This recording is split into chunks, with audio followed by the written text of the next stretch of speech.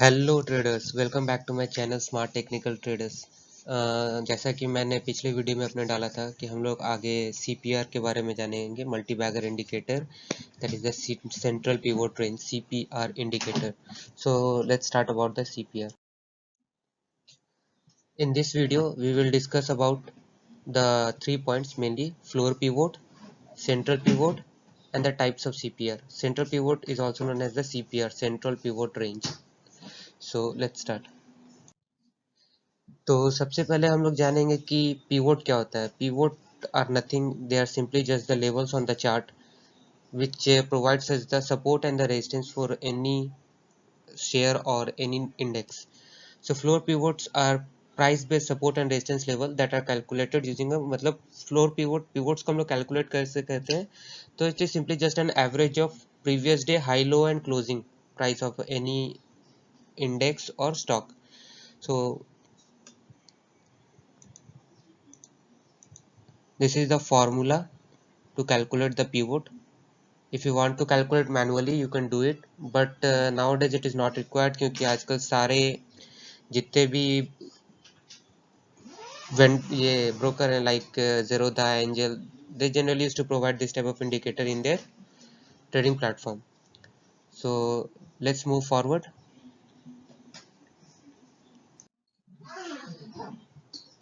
The second one is the extended CPR, extended floor pivot, जिसको हम लोग central pivot range बोलते हैं। जैसा कि आपने पिछले स्लाइड में देखा था, वहाँ पे सिर्फ एक पिवट पॉइंट था और दो रेजिस्टेंस एंड दो support, but in this CPR में जनरली ये भी कैलकुलेट होता है, it is the average of the high, low and the closing price of the previous day.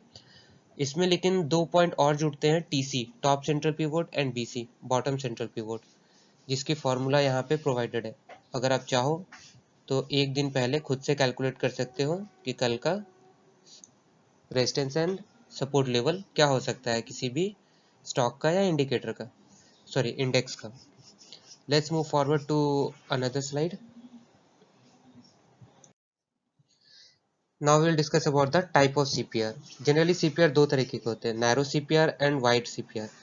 Wide range CPR इस तरीके के, जनरली इस तरह का CPR जब भी बनता है तो मार्केट साइडवेज होता है या फिर रेंजिंग होता है। और नैरो CPR इट रिप्रेजेंट्स कि मार्केट या तो ट्रेंडिंग होगा या तो ब्रेकआउट होगा। तो हम लोग सबसे पहले, मेरा जो फेवरेट CPR होता है वो नैरो रेंज CPR होता है, क्योंकि इस दिन मार्केट जो होता है वो जनरली ब्रेकआउट देने का चांस में होता है, या तो अपसाइड में या तो डाउन साइड में। That depends on the 2 days relationship of the CPR which you will discuss in the next video, sorry in the next slide.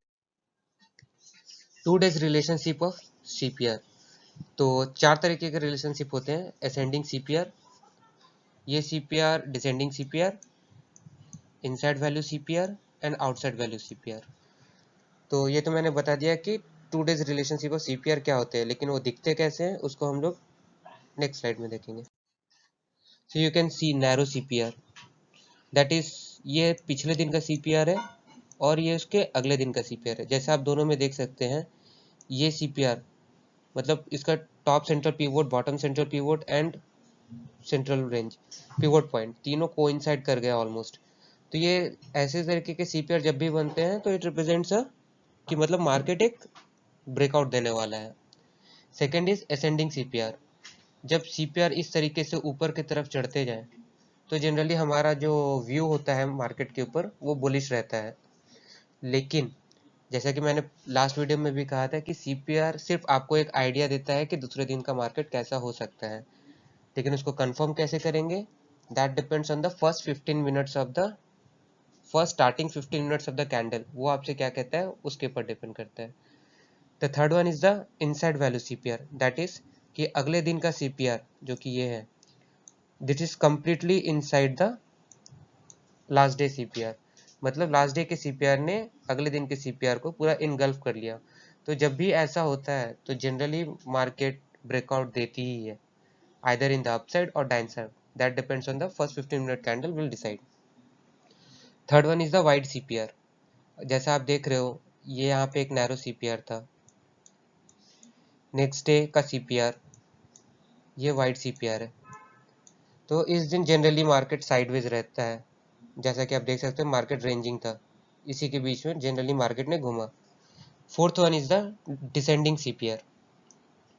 जब ये CPR एक के नीचे एक बनता जाए तो उसको हम लोग डिसेंडिंग CPR बोलते हैं, और ऐसे मार्केट में हमारा जनरल व्यू बेयरिश होता है।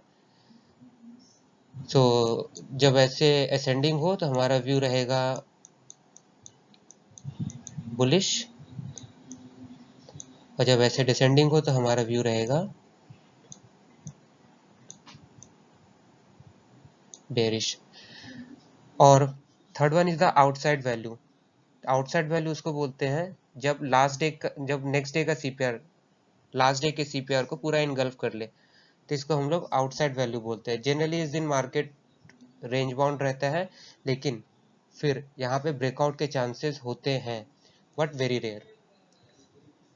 सो हमने इसमें डिस्कस किया narrow CPR which means breakout day, bullish CPR, ascending order में जब भी CPR हो तो वहाँ पे जनरली बुलिश होता है, और inside value CPR which again represents कि यहाँ पे मार्केट आज ब्रेकआउट दे सकता है।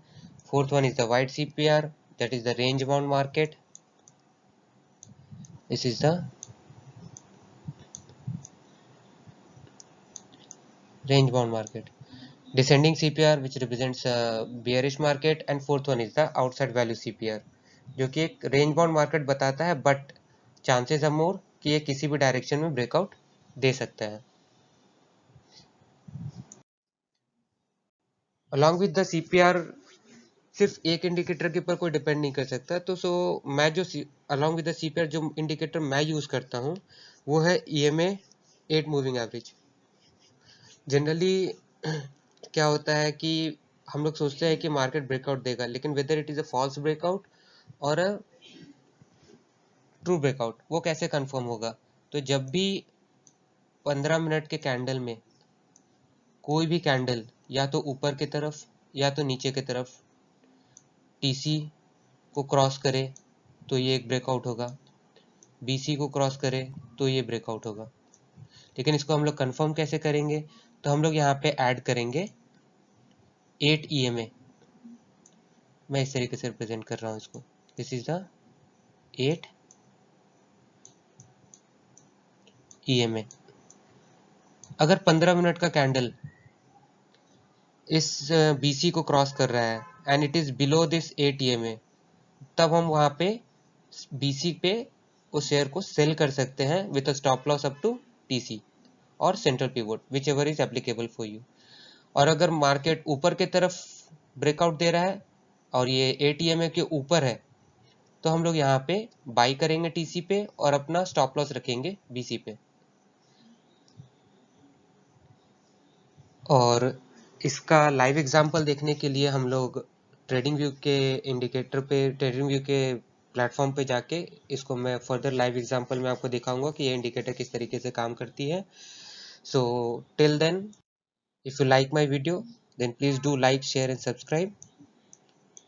Thank you, and don't forget to press the bell icon so that you will never miss a video from my channel. Thank you.